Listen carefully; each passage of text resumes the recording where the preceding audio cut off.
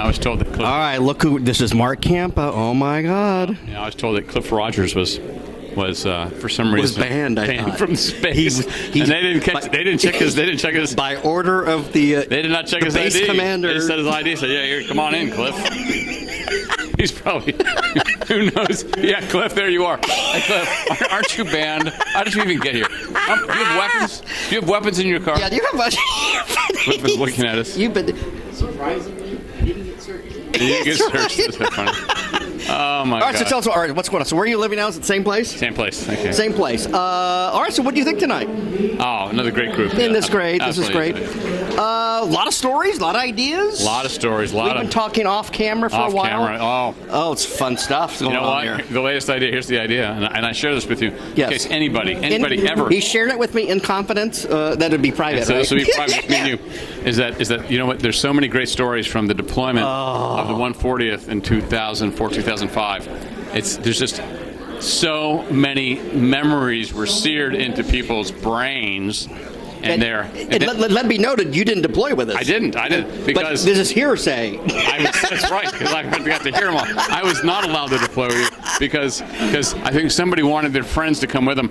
I don't know what, but if you were part of the 2004-2005 deployment, Chris and I are looking forward to doing some interviews to capturing some of those. Right. So if you have any stories that are just outrageous, and actually, you know what? Even the most tame stories seem to be pretty outrageous. That's what I've learned. Is it's like, are you kidding me? They did. I heard the one. Who was it? What was it? You know, it was talking about they decided to convoy in. They decided to convoy in. It's like, what? People are getting blown up. We're going to convoy in. I have not heard about the Moya running out of gas for like 8 years. Yeah, that was a quarter mile just outside the Polish air base. Yeah, Polish air base. And we got photos of that, but Glenn doesn't like the idea that those photos are out there. And all those Polish guys were tripping on their way in. My grandfather used to make fun of the Polacks, but what other story? What else have you heard? Well, you know what? I mean, it's been 22 years since we've been back, so it's those stories should come out. So I talked to some people, and I hear the stories, and I heard more stories today. Uh-oh. And yeah, it's just everyone has their own story. Yes. But they all tie together into an incredible experience that they will never forget. And we can title the book maybe Tuna Boat. I don't know that. I don't know that story. Oh, okay. I don't know the tuna boat. Well, yeah. But there we go. Anybody that's in the end. So it's an old LAPD term when two female police officers are partners together in a police car. Oh. We call it a tuna boat. Oh, well, I think there was a little bit of tuna boat going on. Yeah, that's what I hear. This is the battalion, huh? The battalion, yeah. Okay, okay. Well, but we'll get. But at least it wasn't a sausage fest. That's a whole nother story. We might be talking. That's if you have a tattoo here of a skull with a bone through it, and you're running to be a United States senator. I just want to go ahead. Did you hear what he said about? And your last name sounds like a peanut company called Planter. Did you hear what he said? That if someone broke into his house, yes, he would rape them. He would rape them, not in a gay way. No, not in a gay way. But just to go ahead and show dominance. But to stick his penis in somebody's butthole, it's not gay. Ouch. Okay. But will those people vote for him? Yeah, he'll get voted. They'll elect him. Well, mostly the awful white female liberals, right. Because they understand he's just misunderstood. Yes. And they're full of white guilt. A lot of white guilt. A lot of white guilt. They didn't even know that. Yeah, they didn't even know. Or what do they call that? White privilege. Well, they're guilty of their white privilege. Yeah, absolutely. Wait, so who are you watching now? Now that you're a big fan of Rush Limbaugh and he's passed away, rest in peace, Rush. So, who are you listening to now? Who's on your I only list? I listen to podcasts, but I do. Eric Erickson kind of took over. You know Eric Erickson? Yes. So I listen to his podcast at 1 3/4 speed because he's from the South. So if you listen to him at normal speed, you could be there all day just waiting for the next word to come out because he comes on at 9 to 10, and then 10 is our other famous guy who's on CNN all the time fighting with those bitches. Does he come on in L.A.? No. Yeah, on 870 talk radio for 1 hour or 2 hours. It's a 3 hour. I wake up at 8 or 9 in the morning and he's on. Yeah. I had no idea. idea. Okay, I only listen to them on podcasts.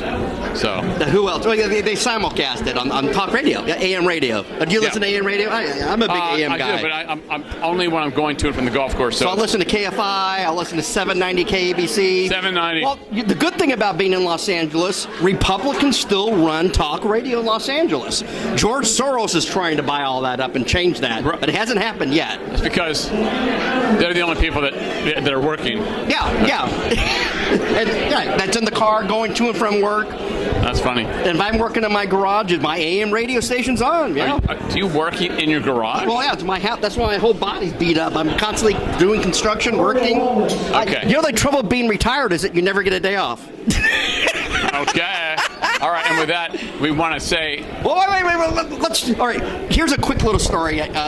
What's the scariest time you've ever flown in a Black Hawk helicopter? Well, there's plenty, and the one that you're thinking of was not scary. It was certainly unusual, but that's not the... No. But however...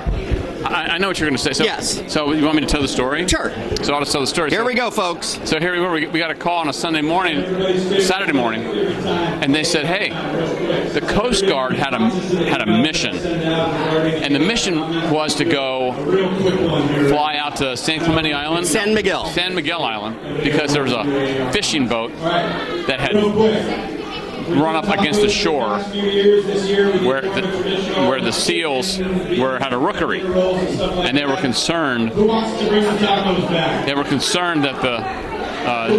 the boat was going to be crashed against the shore, and all this fuel oil was going to leak and destroy the rookery. And the Coast Guard had to cancel because they had an instrument that was broken and they're not allowed to fly. So we get this call and it's like, hey, go do this mission. And this is before the days of cell phones, I think. Oh yeah, way before. So me and Chris and Jim Gibson and I think Post. Rich Post. So we fly up to Santa Barbara, pick up these Coast Guard guys, and we're going to go fly over water, which we have not the right equipment for, out of sight of land, which we're not allowed to do. And we land up there, and we drop them down, and they pump the fuel oil into these blivets, and then we carry the blivets up into a safer spot so they won't get destroyed. And they had a big tuna in there somewhere. And you know the old saying where it says, we got a still photo where it's, the Jesus thing where were you when I needed you? That's when I carried you. Anyway, so it gets to be dark, and so here we are flying at night, and we had to sling load out some of this stuff, but it was really light now. It wasn't heavy. We just had all of the excess equipment. So we're flying a very light sling load, which is very dangerous. We never did that. We're flying over water, which we never did that. We're flying at night, and we never did that, unaided. And we're flying without visual reference to the shore, and we never did that. And other than those 4 things that we never did, we ended up landing at Santa Barbara, dropped these guys off, and then it's like 10 p.m. already, and it's already been a 12-hour day, and we're going to go fly under LAX's traffic patterns, so now we're down to 200 feet, unaided night, with aircraft landing above us, and we finally got back, and holy crap, what a and I don't remember. Did we land at Long Beach and had to get shuttled from Long Beach to? No.